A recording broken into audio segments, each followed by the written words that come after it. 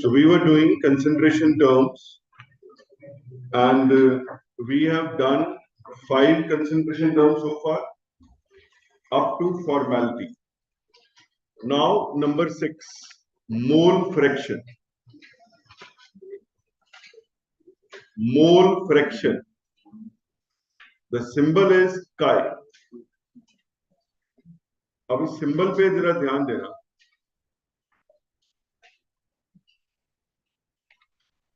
तो 6 टर्म आ गई, mole fraction. ऐसे बना, ये ग्रीक लेटर है, इसको काय बोलते हैं. आप इसे एक्स बोल सकते हो, चल सकता है, और जैसे अल्फा बीटा गामा थीटा ऐसे ही काई लेटर है. मोल फ्रैक्शन देखो, it is the ratio of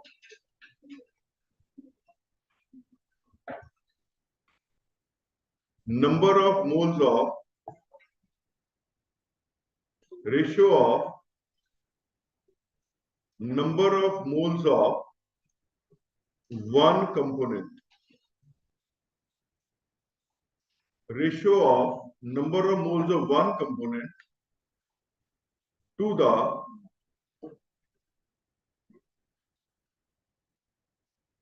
total number of moles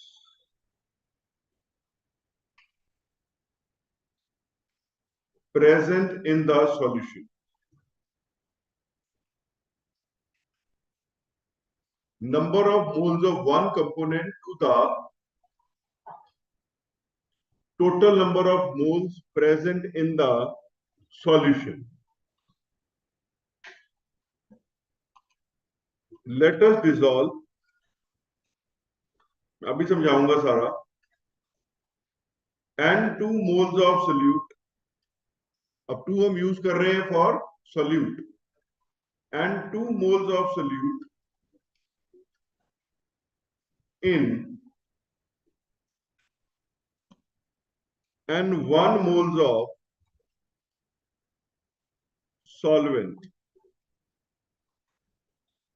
And 2 moles of solute in and 1 moles of solvent. इसमें डिसॉल्व कर लिया. Then mole fraction of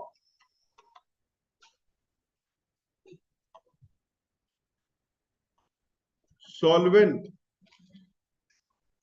अब सॉल्वेंट की mole fraction क्या होगी?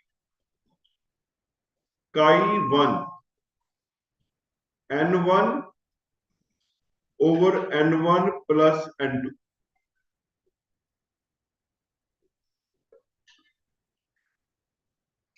मोल फ्रैक्शन ऑफ सॉल्वेंट आ गई N1 over N1 plus N2.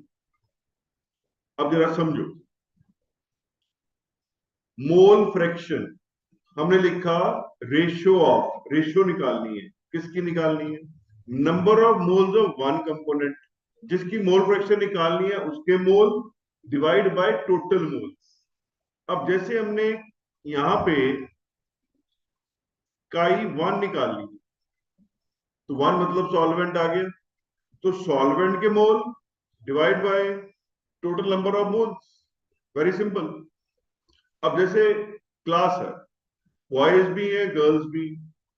अब आप अपना दिमाग लगा के देखो, अगर हमने गर्ल्स की मोल फ्रैक्शन लिखनी हो तो फॉर्मूला क्या बनेगा?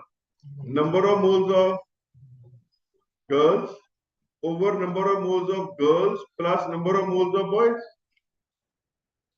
समय लग गया, बस इतना ही काम है. Very simple to understand. Number of moles of one component by total number of moles.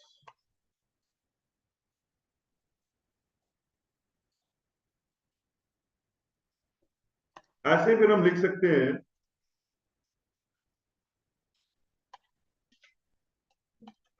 Mole fraction of solute काई 2. अंतर्प्रीत क्या होगा? अंतर्प्रीत फॉर्मूला बोलो।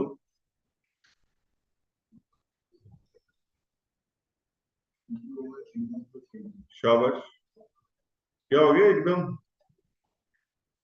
ध्यान कहीं और था। n2 over n1 plus n2, बार बार बोलता हूं क्लास में हम दो जने ही हैं। n2 over n1 plus n2, तो दोनों को अगर ऐड कर लेंगे तो मैथ्स टेल्स के 1 आ जाएगा। सारी फ्रैक्शन जोड़ लो तो आंसर क्या आ जाएगा 1। If chi1 is known, chi2 can be calculated and vice versa, उल्टा भी पॉसिबल है। यानी कि एक पता हो तो दूसरा सॉल्व हो सकता है। अब chi2 यहां से क्या बन जाएगा 1 माइनस chi1, यही आएगा। मोल फ्रैक्शन हैज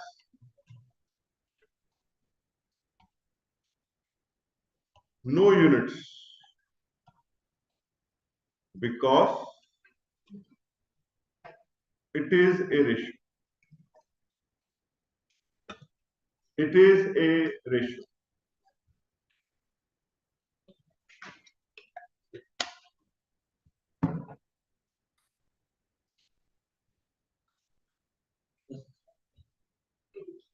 इसके कोई यूनिट्स नहीं है क्योंकि ये एक रेशियो है।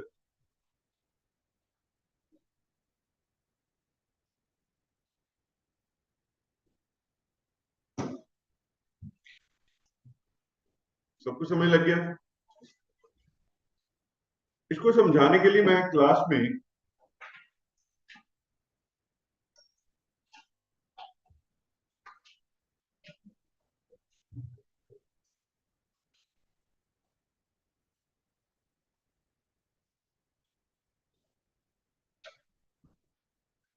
ये क्वेश्चन ले रहा हूं 131। Calculate the mole fraction of benzene. Benzene की मोल फ्रैक्शन निकालनी है, ठीक है। इन ए सॉल्यूशन कंटेनिंग, अब लैंग्वेज पे ध्यान देना और इसका मीनिंग समझ आना चाहिए। अगर मीनिंग समझ आएगा तभी हम ये क्वेश्चन कर पाएंगे। 30% by mass in carbon tetrachloride. पहले तो इस लाइन का मीनिंग आ जाए। 30% by mass in carbon tetrachloride, raise hands, कौन बताएगा? हाँ Pranav.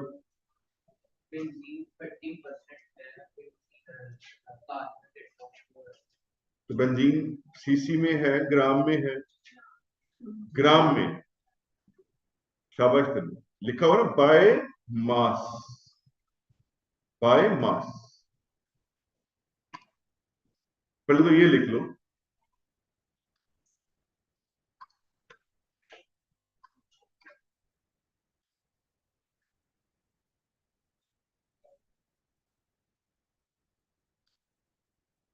Benzene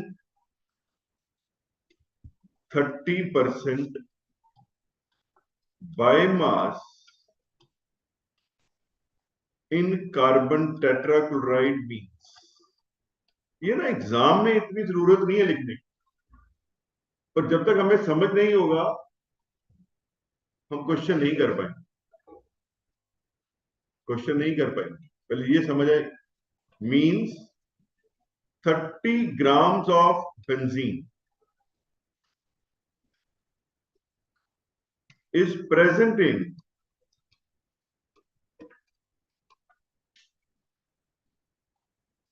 100 grams of solution। तो इसकी सॉल्वेंट कितना हुआ 70 ग्राम। सारा कुछ ग्राम में बोलना पड़ेगा ना, by mass, that is 70 gram CCl4। ये समझ आ गया। अब हमने निकालनी है मोल फ्रैक्शन। मोल फ्रैक्शन क्या है? Number of moles of one component by total number of moles, ठीक है अरवी। अब नंबर ऑफ मोल्स का फॉर्मूला हर भी given mass over molecular mass. अब देखिए, एक तो आ गई बेंजीन, इसका मोलर मास आ जाएगा 78। ये तो मैं सीधा लिख लूं बेटा, कहना है 4, सबको लग गया पता। CCl4 देखो कितना है, क्लोरीन 35.5, बोलो कितना बना।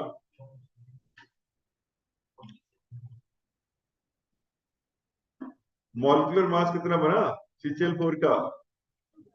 सर 152। 154।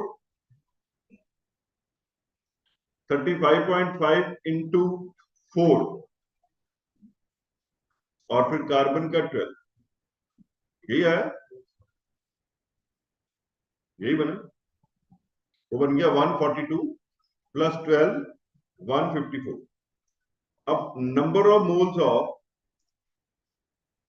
बेंजीन, ये डाटा पुट करना है, करते हुए इधर से डाटा पुट कर, क्या कैसे निकालेंगे number of mole of benzene?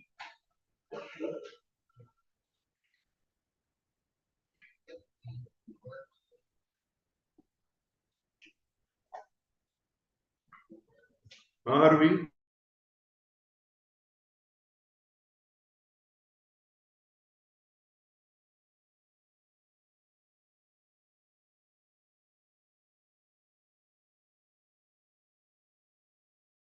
Four कितने हो गए?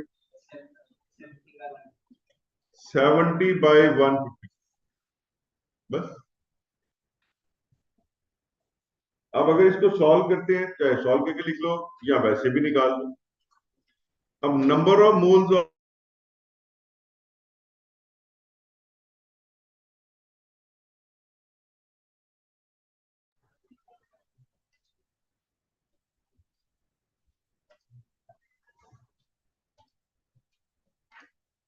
Number of moles of benzene लिखने हैं। अक्षय धवन, क्या लिखेंगे?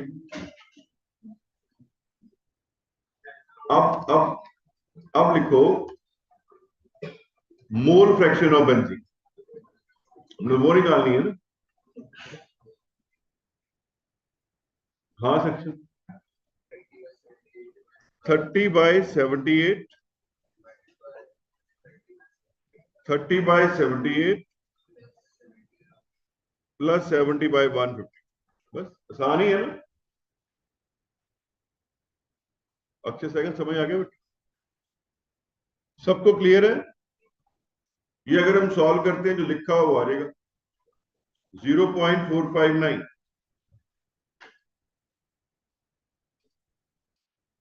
तो साथ में लिखना कुछ नहीं, एम या एन, क्योंकि ये रेशियो। मोल फ्रैक्शन समझ आ गई, ratio of number of moles of one component to the total number of moles, बस।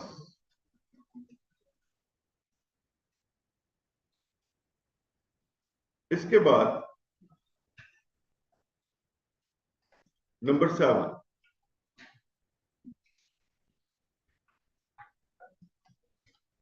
मास fraction. Symbol is again same. पीछे हमने मास की रेशियो, मोल्स की रेशियो निकाली है, यहां पे हमने मास की रेशियो निकाल ली, ये फर्क है। तो डेफिनेशन बन गई, it is the ratio of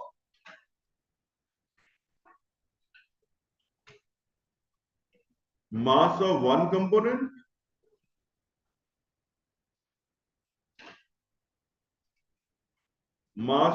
component to the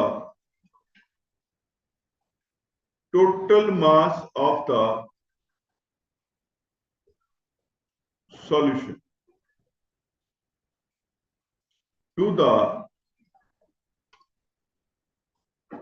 total mass of the solution. Example, let us dissolve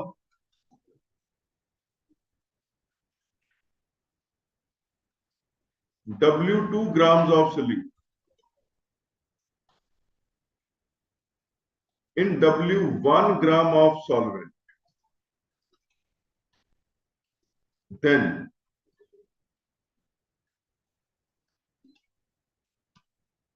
mass fraction of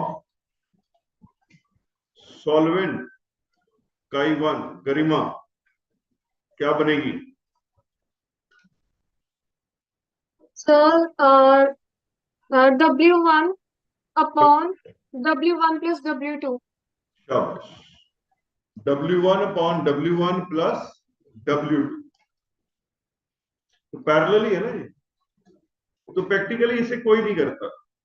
reason, जैसे ये आता है हम इसके मोल निकाल लेते और वहां से मोल फ्रैक्शन, तो मास फ्रैक्शन ऑफ सोल्यूट या ना,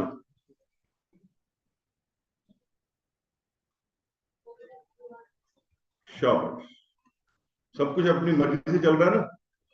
W2 over W1 plus W। अब अगर हम ध्यान दें, इस पे ध्यान देना, ये क्या बना, ये वेट ऑफ सोल्यूट, ये वेट ऑफ सोल्यूशन। अगर इसको 100 से मल्टीप्लाई करेंगे तो परसेंटेज बन जाएगी ना, मास परसेंटेज। समझ आ रहा है? Weight of solute over weight of solution ही है।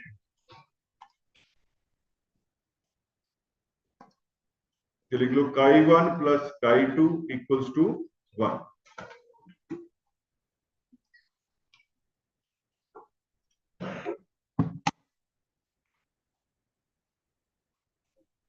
Number 8,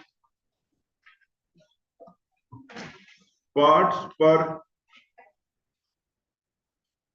million ppm।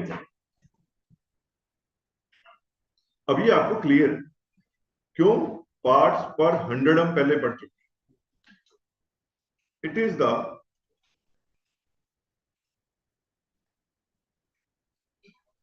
number of parts of solute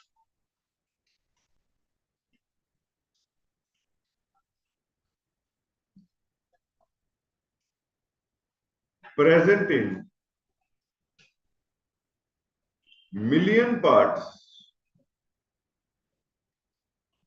of the solution. Highlight the word million. Million parts of the solution.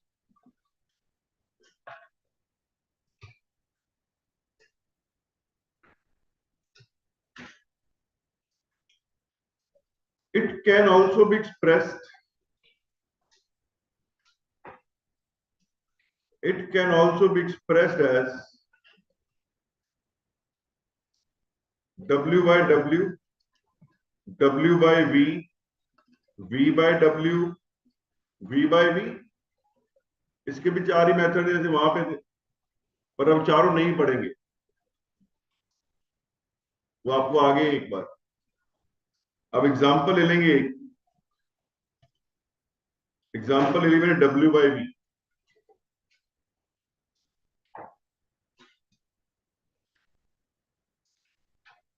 ये बनेगा weight of solute over volume of solution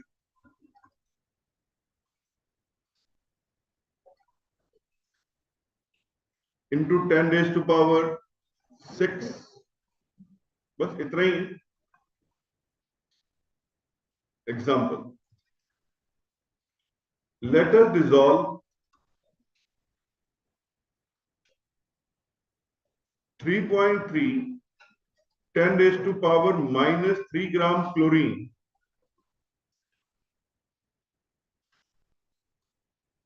in 1000 cc of solution।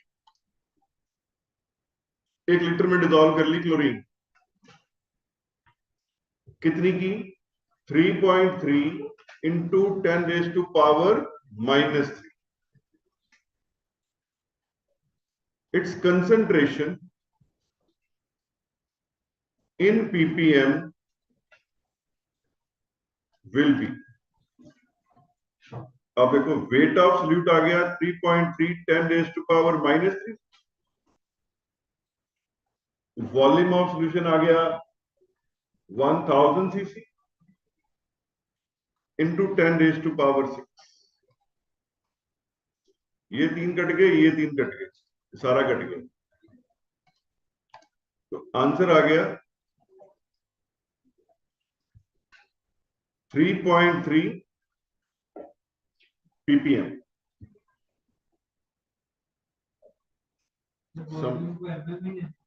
हाँ जी, ठीक है। एक रखेंगे हर गम तो easy रहेगा, नहीं तो ऐसे कंफ्यूज होते फिर। अदरवाइज एक्सप्रेस चाहे लीटर में कर लो, सॉल्व ऐसे ही करो सारे। Is it okay? अब ये पीपीएम कब यूज करते हैं? तो उसका जवाब है जब अमाउंट ऑफ सोल्यूट बहुत कम हो, जैसे 3.3 10⁻⁻⁻3। अब आम लाइफ में तो हम ऐसे बातें नहीं ना करते, ठीक है सभी? तो आपकी आईज नजर आनी चाहिए सबकी। कृषांग 3.3 इंटू 10⁻⁻⁻, ऐसे बोलना इजी है, 3.3 है बस। इसमें है वो लेमन के लिए अलग बात है, अदरवाइज 3.3 पीपीएम में उसकी वैल्यू है। तो सारी कंसंट्रेशन टर्म्स पूरी हो गई। Percentage, molarity, molality, normality, formality, mole fraction, mass fraction, parts per million. एक आपने शुरू में ऐसे बोला था, एक आप आज बोल रहे हो, तो डिफरेंस है ना। तो आज में सारी टर्म्स आती हैं। अब इनमें जो फॉर्मूले पे आपने ध्यान दें, molarity W2/M2 1000/V, molality W2/M2 1000/W1, normality W2/E2 1000/V, mole fraction chi1 equals to N1 over N1 plus N2। बस इतना ही। ये में 4 फॉर्मूले आते हैं, हमारे सारे क्वेश्चन सॉल्व हो जाते हैं। अब हम क्वेश्चंस करेंगे। इस सैटरडे को गोल्ड बैच वाले बच्चों की क्लास है सिर्फ, और होमवर्क चेक होगा। शाम तक आपके मैसेज आ जाएगा कितने क्वेश्चन आपने किए हो। असाइनमेंट आपको दी हुई है जेई वाली, वो करके लेके आनी है। उस दिन एडवांस प्रॉब्लम्स होनी है इसकी, कुछ चैप्टर की होमवर्क चेक होना है और डाउट्स, और पॉसिबली मंडे टेस्ट होना। जो सिल्वर बैच वाले बच्चे हैं उनका सब्जेक्टिव सिर्फ, और जो ऑब्जेक्टिव वाले बच्चे हैं गोल्ड बैच वाले, उनका ऑब्जेक्टिव टेस्ट हो। ठीक है, it is about to finish now. कौन चले वहां पे?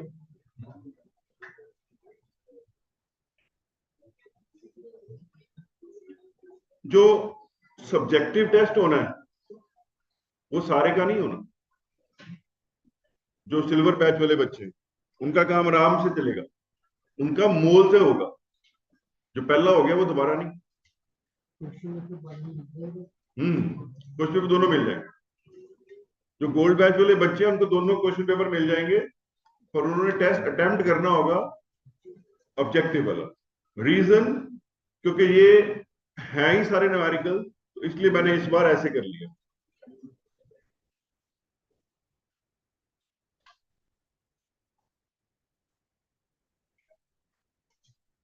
Question number 132।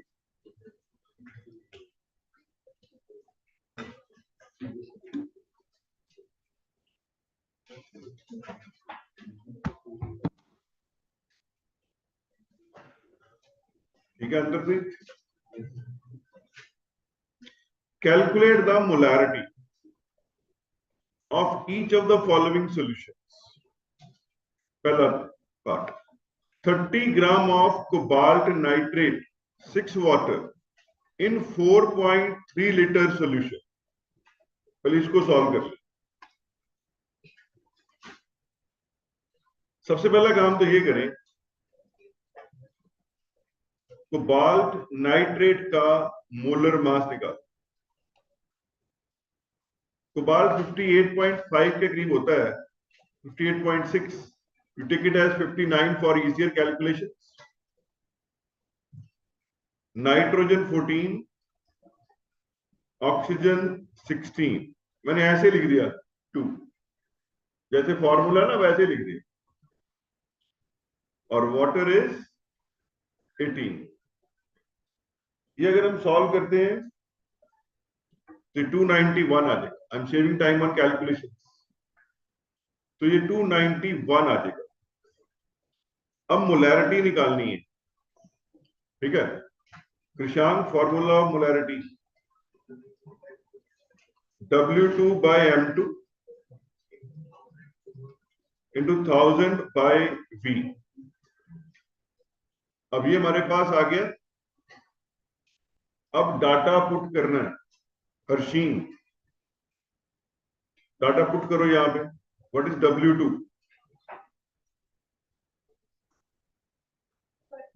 30। What is M2?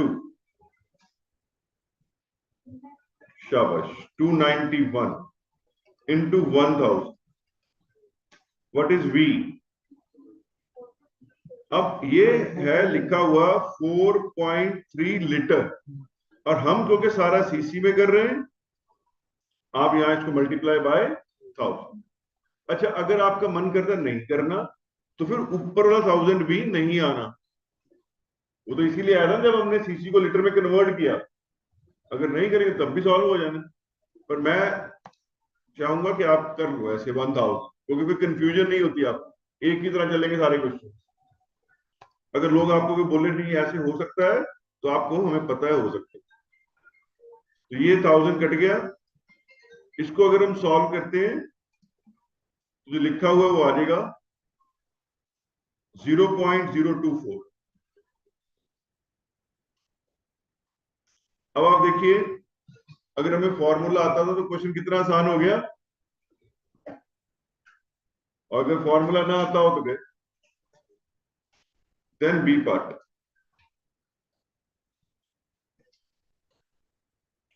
अब लिखा है 30 ml of 0.5 molar sulphuric acid diluted to 500 ml। वही एग्जांपल रूफजा वाली कल की। शुरू में थोड़ा रूफजा लिया, बाकी पानी डाल दिया। तो जब पानी डाल देंगे वॉल्यूम बढ़ जाएगा, और तो कंसंट्रेशन क्या होगी, कम हो जाएगी। अब देखिए पहले कितनी कंसंट्रेशन है, 0.5, और आंसर में क्या लिखा है 0.03, कम होगी ना। अब इसके लिए क्या फॉर्मूला सिखाया था आपको, M1V1 इक्वल्स टू M2V2। ये आपके पास इनिशियल है, और ये आपके पास फाइनल। अब शुरू में, अब डाटा पुट करना है यहां पे। शुरू में M1 कितना है गुरमन, M1 0.5। मोलैरिटी तो वो है ना, 30 ml तो वॉल्यूम है बेटा। तो ये आ गया 0.5 इंटू 30। नया M2 निकालना है, और वॉल्यूम कितना हो गया 500। क्वेश्चन खत्म। कितने साल लग रहे हैं क्वेश्चन। तो ये आंसर आ गया 0.03 molar.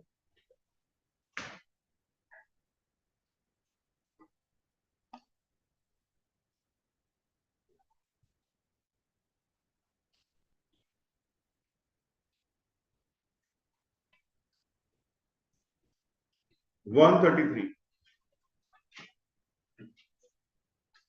The density of 3 molar solution of sodium chloride is 1.25 gram per ml.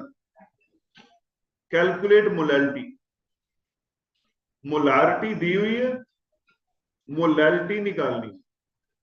Books में फॉर्मूले दिए होते हैं इंटर कन्वर्शन वाले, एक भी नहीं करना, उसके बिना ही हम कर सकते हैं क्वेश्चन, और वैसे ही करने हैं। क्यों, आज थर्ड लेक्चर चल रहा है इसके ऊपर। याद क्या किया हमने, सिर्फ 4 फॉर्मूले, कितना कम। पेपर में कोई डेफिनेशंस नहीं आनी, क्वेश्चन आने हैं सारे। अब देखो, अगर मैं लिखूं 3 मोलर NaCl solution means इसका मीनिंग क्या है, पहले हमें ये समझ लगे। हाँ भाई राबिया, आपके पास 3 मोलर सोल्यूशन है, इसका मीनिंग क्या है?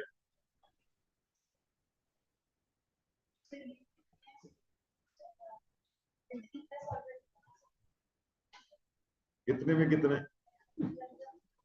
अब डाटा बोलना पड़ेगा। हाँ Divyanshi, anybody in the class? हाँ रॉबिन, हाँ कितने मोल? शाबाश, शाबाश रॉबिन। 3 मोल्स, 3 मोलर का मतलब, मोलर की डेफिनेशन बोलो क्या है? Number of moles per litre of solution. Definition है ना, number of moles per litre of solution. इसका मतलब हो गया 3 moles of NaCl are present in 1 liter of solution। अब ये तो 3 मोलर जब लिख लिया, उसका मीनिंग होता ही है, हमने निकालनी है मोलैलिटी। प्रियांशु, मोलैलिटी का फॉर्मूला ठीक है, नेट क्या बना working formula?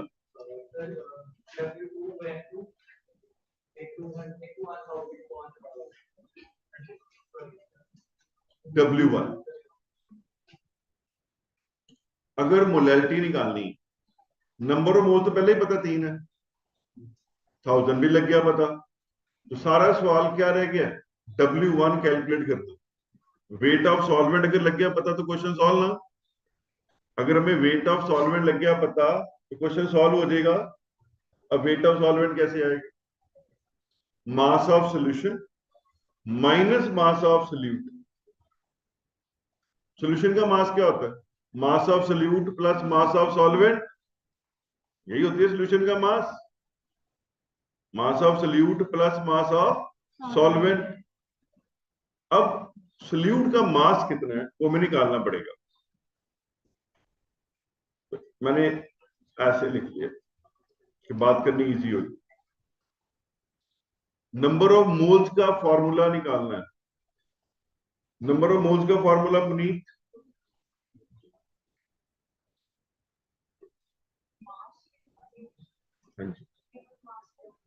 Given mass upon molar mass. तो यहां से मास क्या बन जाएगा? Number of moles into molar mass. यहां से मास क्या बन जाएगा? Number of moles into molar mass. अब अगर NaCl है तो इसका मोलर मास आ गया 58.5।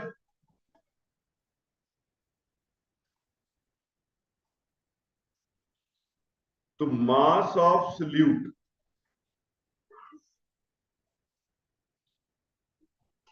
ये हो गया, नंबर ऑफ मोल्स 3 है, मोलर मास इज 58.5। इसको अगर हम सॉल्व करते हैं तो कितना आ गया? 175.5। तो मास मास ऑफ सोल्यूट लग गया पता।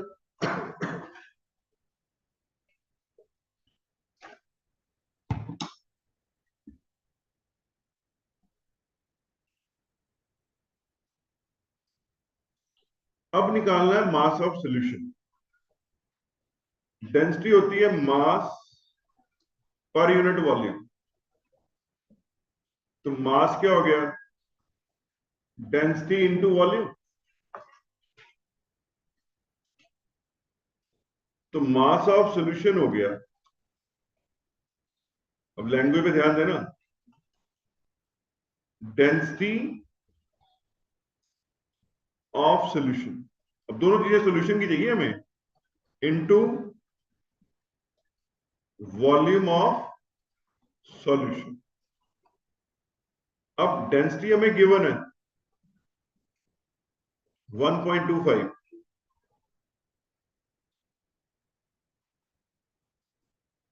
वॉल्यूम हमने खुद निकाल लिया तो 3 मोलर से तो ये बन गया 1250 ग्राम। अब हमें मास ऑफ सोल्यूशन पता है, मास ऑफ सोल्यूट पता है।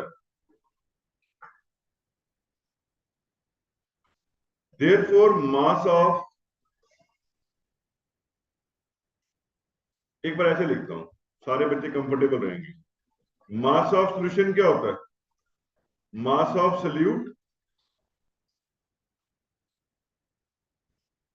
प्लस मास ऑफ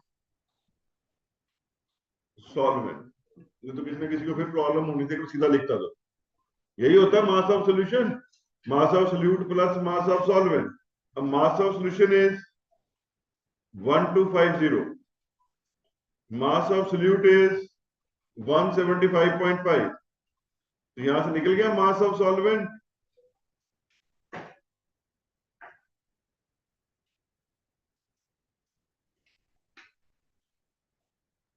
पहले मैं सीधे ऐसे लिखने जा रहा था, देयरफॉर मास ऑफ सॉल्वेंट वो आ गया। अच्छा, मास ऑफ सॉल्वेंट के लिए सिंबल क्या यूज करते हैं? W1। 1250 माइनस 175.5, तो ये आपके पास आ गया 1074.5 ग्राम। यही बना।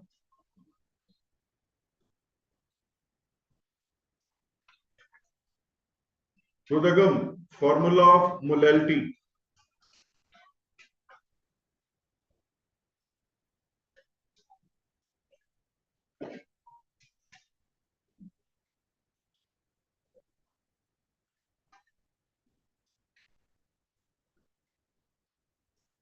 अभी पक्का नहीं याद है, पक्के चाहिए बेटा। W2/M2, अब 4 फॉर्मूले हैं सिर्फ, इंटू 1000/W1। अब डाटा पुट करना है इसके अंदर, सीरत डाटा पुट करना। 175.5, 58.5, ये लिखना है, लिख लो, नहीं तो 3 भी लिख सकते हो। ये कट डिवाइड करके 3 ही आना है, इंटू 1000। शाबाश, ये सॉल्व किया, जो लिखा हुआ है वो आंसर आ जाएगा। वहां लिखा है 2.79।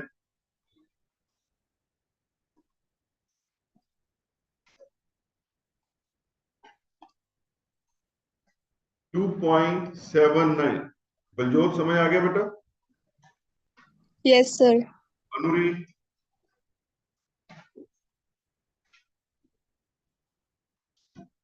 Yes, sir. Question number 136। ये ना क्वेश्चन तो कोई खास बड़ी बात नहीं है, पर ये स्कूल के पेपर से बहुत आ रहा है। उसका रीजन बताता हूं क्यों आ रहा है। Calculate the concentration of nitric acid in moles per litre. अगर मोल्स पर लीटर लिखा है तो दिव्या वो कौन सी कंसेंट्रेशन हुई?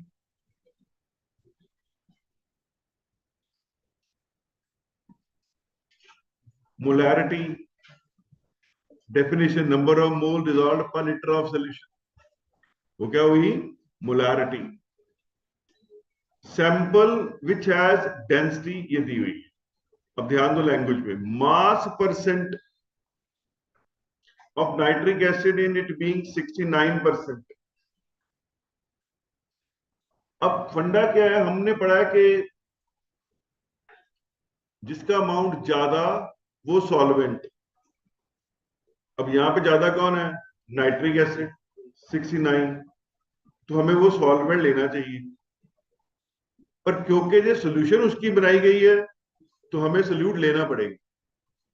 तो यहां पे फंडा क्या लगेगा, स्टार डाल के लिख लो, इसीलिए पेपरों में आ रहा है, एनसीईआरटी की प्रॉब्लम है।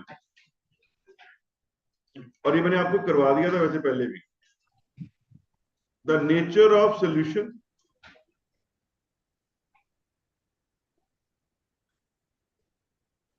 is same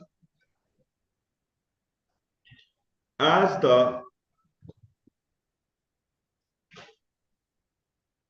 nature of solvent. रहा था मैंने आगे भी एक दिन, solid solution, liquid solution, gaseous solution. तो दिखने में लिक्विड लगनी है, क्योंकि लिक्विड लगनी है तो सॉल्वेंट कौन हुआ फिर? वाटर। सॉल्वेंट कौन हुआ? वाटर। बाकी ज्यादातर ऐसी एक्सेप्शंस नहीं आती। अब यहां पे निकालनी है मोलैरिटी। मोलैरिटी का फॉर्मूला, बारी आगे हर तेजेश्वर की।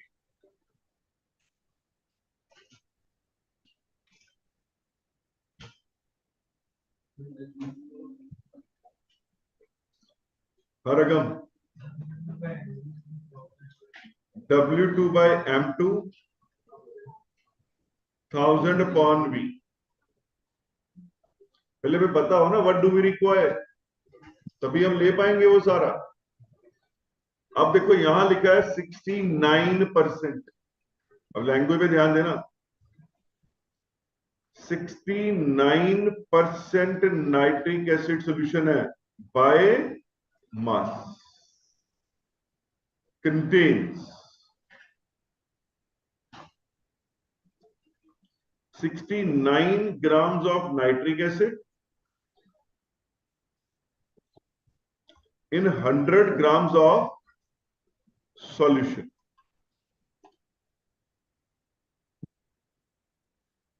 अब हमें चाहिए वॉल्यूम। एक तो नाइट्रिक एसिड का मोलर मास चाहिए, वो आ जाएगा 63। सारे एटॉमिक मासेस ऐड कर लो। फिर डेंसिटी होती है मास पर यूनिट वॉल्यूम, तो वॉल्यूम क्या आ गया? Mass by density. इंटरचेंज हो गए ना आपस में, तो देखो समझ आता है बेटा रिद्धि। तो ये आपके पास आ गया मास बाय डेंसिटी। तो फॉर्मूला ऐसे लिख लें, W2 by M2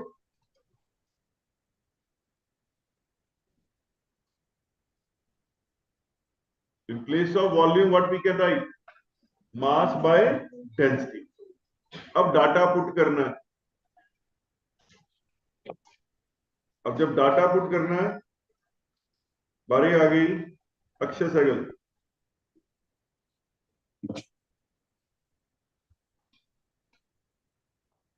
What is W2?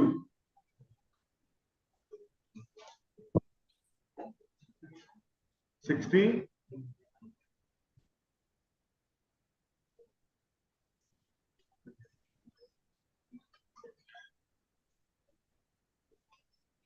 सारा 69 सारा आगे M2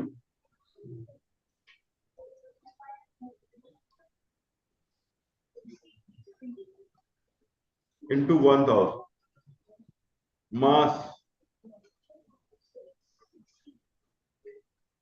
This is mass of solution, mass of solution by density of solution, तभी बनेगा वॉल्यूम ऑफ सॉल्यूशन। अब डेंसिटी कितनी दी है? 1.41।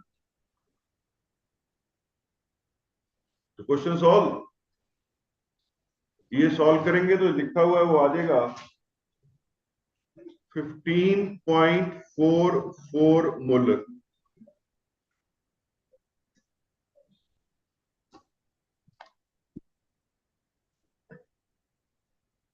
इनको समझ आ गया? Raise hands. कोई रह तो नहीं गया? ठीक है।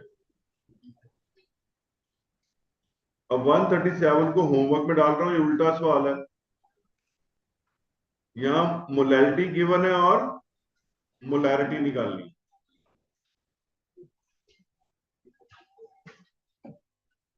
Question number 140।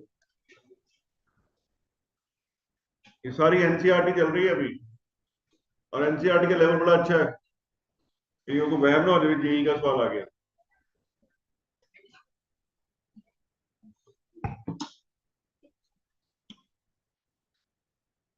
एग्जाम में बड़ा आ रहा है, स्कूल के एग्जाम में। डेंसिटी ऑफ मिथेनॉल मिथेनॉल ये आ गया, मोलर मास 30, 0.793 किलोग्राम पर लीटर। अब मिथेनॉल तो सल्यूट हुआ ना,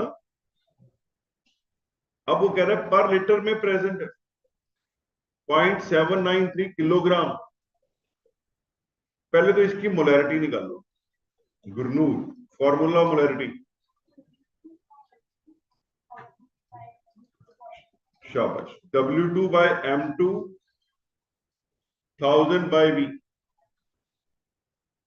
अब ध्यान दो, वेट ऑफ सल्यूट हो गया 0.793। अब ये क्या दिया हुआ है किलोग्राम में, मल्टीप्लाई बाय 1000। क्यों किया, ताकि वो ग्राम बन जाए, डिवाइड बाय 32, क्योंकि हम जो मोलर मास लेते हैं किस में लेते हैं, ग्राम में लेते हैं, इनटू 1000। और वॉल्यूम भी कितना है 1000, तो लिखा हुआ पर लीटर। इसको अगर हम सॉल्व करते हैं तो ये सॉल्व करके आता है 24.78 molar.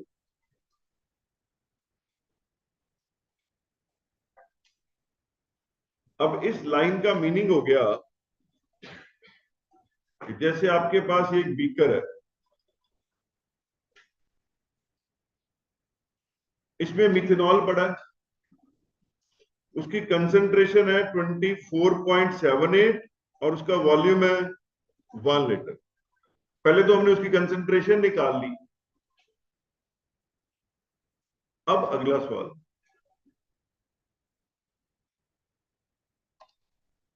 What is its volume needed for making 2.5 liter of its 0.25 molar solution।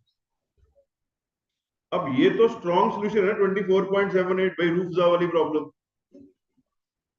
अब क्वेश्चन ये है इसमें से कितना वॉल्यूम बाहर निकालें और फिर उसमें पानी डाल दें, ताकि जो नई सॉल्यूशन बने वो क्या बने, 2.5 लीटर। ज्यादा हो गया ना वॉल्यूम, और कंसेंट्रेशन कितनी हो उसकी 0.25, पहले कितनी आई 24.78। अब यहां पे फॉर्मूला क्या लगेगा, M1V1 इक्वल्स टू M2V2। अब देखिए M1 कितना है 24.78, इसका कितना वॉल्यूम ले कि नया बन जाए 0.25 मोलर, और 2.5 लीटर है, उसको मैंने 1000 से मल्टीप्लाई कर दिया तो आंसर सीसी में आ जाएगा। इसको अगर हम सॉल्व करते हैं तो आंसर आता है 25.22 ml।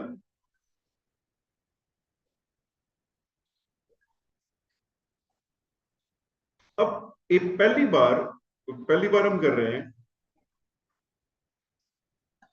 मैं इसका मीनिंग वर्ड्स में लिख रहा हूं। Take 25.22 ml from 1 liter of 24.78 molar solution. इसमें से बाहर कितना निकाला 25.22 ml, and then add water to it to make total volume as 2500 cc। अब ये आम लाइफ के मुताबिक समझ आ रही ना बात, पहले 25.22 ml बाहर निकाल लिया, बाकी पानी डाल दिया, then its concentration will be 0.25 मोल, तो कम होगी ना कंसंट्रेशन। वही रूफजा वाली बात, पानी डाल दिया बहुत सारा, जो ऊपर लिखा हुआ है मीनिंग उसका भी वही है, पर क्योंकि आपने पहली बार किया तो मैंने वर्ड्स में भी लिख दिया, पेपर में लिखने की जरूरत नहीं है। ये सारे फॉर्मूले याद करके आओ, कल फिर हम आगे चलते। Thank you.